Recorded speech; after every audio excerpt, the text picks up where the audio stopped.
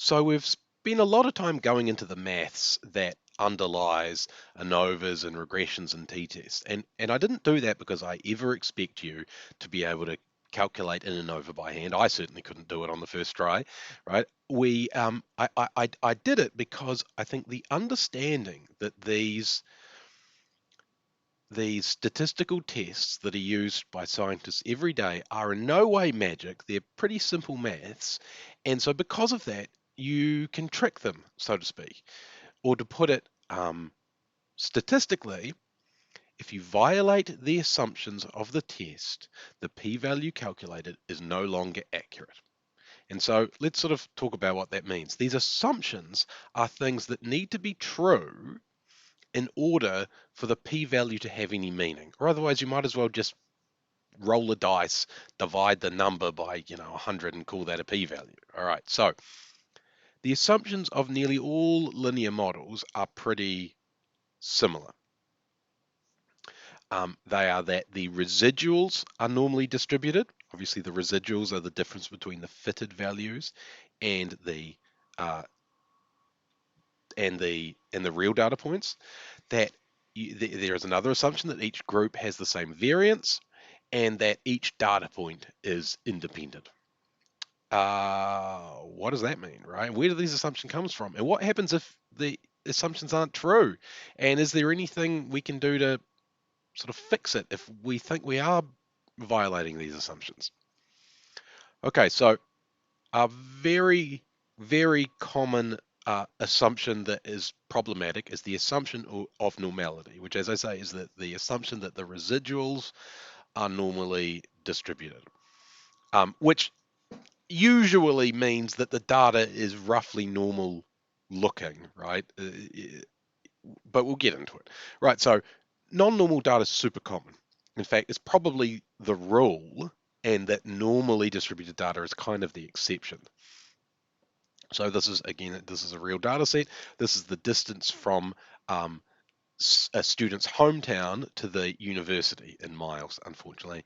And what we see is that for urban um, people who live in towns, they generally have to travel less distance because people who live in towns typically go to nearby universities, while people who live in rural settings often travel greater distances. No huge shock. Okay.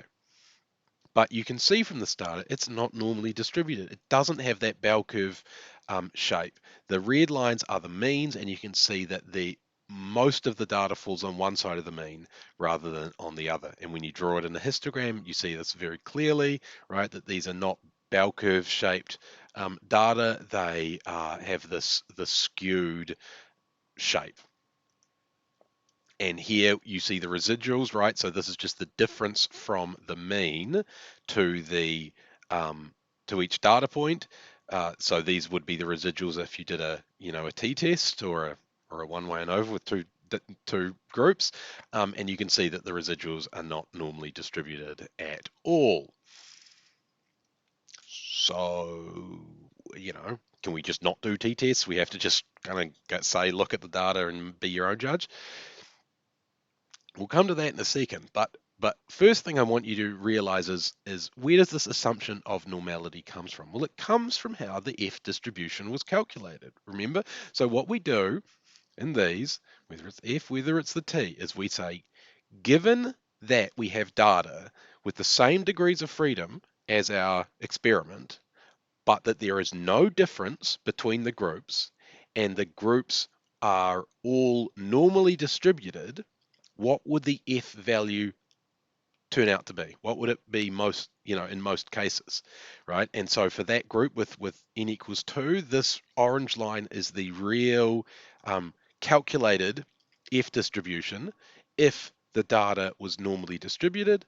However, if it was distributed like this data, the blue line is what you would end up getting, and you see that they don't overlap. And so, in fact, you get more of these medium-sized F values around 1 than this predicts, which means that the theoretical F value, when you ask the computer, how likely was it to get an F value like this?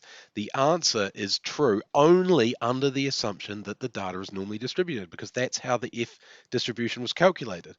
So in this case, it's much more likely to get an F value around 1 and much less likely to get an F value near to 0 than the computer thinks. And hence the whole p-value thing is wrong. There are lots of tests we can do to see if our data is normally distributed. So yeah, there's a whole collection. I could list them, but one of the more famous ones is called the Anderson-Darling test.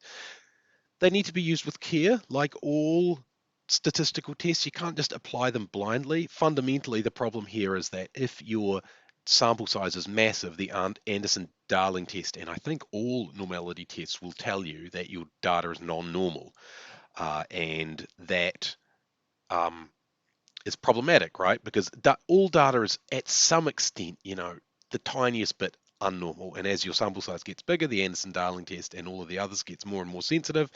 And so a small deviation from normality doesn't matter. Um, what can you do about it if your data is non-normal? Well, some data, right, can never be normal. So, for instance, count data. If you were counting the number of diseased cells on a plate, if you were counting the number of cars that went past an area, past an intersection or something, counting the number of birds that left a nest, whatever it is, counting the number of diseased mice out of a litter, this can never be normal, right? Um, because it's not continuous data. You either get 1, 2, 3, 4, or 5. You can't get 5.5. So, but thankfully there are specific models to deal with this. So there's something called Poisson Regression to deal with that. If you're dealing with successes versus failures, how many times did a patient fall? That is where either they did or they didn't. That's under something called binomial regression. Occurrences versus non-occurrences. Did the subject develop cancer or not? That is logistic regression. And at this point, you talk to a statistician. They know about this stuff. They can do it for you. You don't. I would not advise you at this point to go ahead and just give it a crack.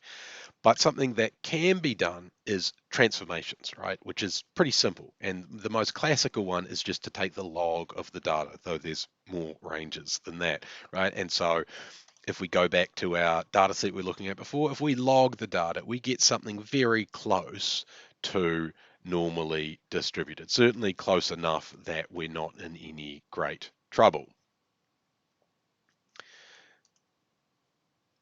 Variance. So another assumption is that the data groups have equal variance. And this comes from the fact that when you calculate F or calculate T, the unexplained variance is just, it's lumped together. It's not the unexplained variance due to that group or the unexplained variance due to that group. It's just the total unexplained variance. And so if it's actually all of that unexplained variance is coming from one group, it allows that one group to pretend like it has less variance because you take the mean of all of the unexplained variances, and you get incorrect p-values again. So this is just, again, some real data from America, I might add, from a couple of years ago, of professors' salaries versus associate professor salaries, right? And we might want to do a t-test. You can see we're probably falling foul of normality for the associate professors data set. It seems to be very skewed towards the bottom. This is probably some kind of, legally mandated minimum wage, I would guess, or maybe federally mandated. Anyway, we both have inequality of variance, so this is much more variable than that, and we seem to have a lack of a normality problem. So what can we do about it? Well, firstly, there are statistical tests for equality of variance. There are also solutions. So there are modified ANOVAs and t-tests with something called Welch's correction that deals with the inequality of variance. But basically, we have those are only for simple ANOVAs. I think only one-way ANOVAs, possibly two-way ANOVAs, but more complicated models, it doesn't work in. And so often it's best, again, to transform the data. Now, again, log transforms are often a good way to go. Now, you know, this transformation here where we've logged the data, it's kind of fixed the normality. The data looks a lot more normal. Obviously, it's still not perfectly equal the variance, but it's certainly improved it. And, for me, this would be good enough to be moving on with at this point. I might sort of add at this point, right, that transforming the data might seem, I don't know, like cheating, right? That you got some data and you just do like random maths to it and then you do your t-test on it. Well, that doesn't seem fair, but it kind of does, right? That if I had the heights of two groups of people, right, and I did a t-test and it said they were significantly different. If I added 2 centimeters to everybody's height, should it still be different? Yeah, of course it should be different. All we've done is move the data up, right? If there's a set of rules about what the functions are allowed to be. It's not just any function that you're allowed to use to transform data, um, but fundamentally, if I take a data set and I add two to it, I'm doing the same t-test than if when I had the original data. And the idea is the same, right? That if you log the data and it's statistically different, well then you know that the underlying data was different in some way, shape, or form.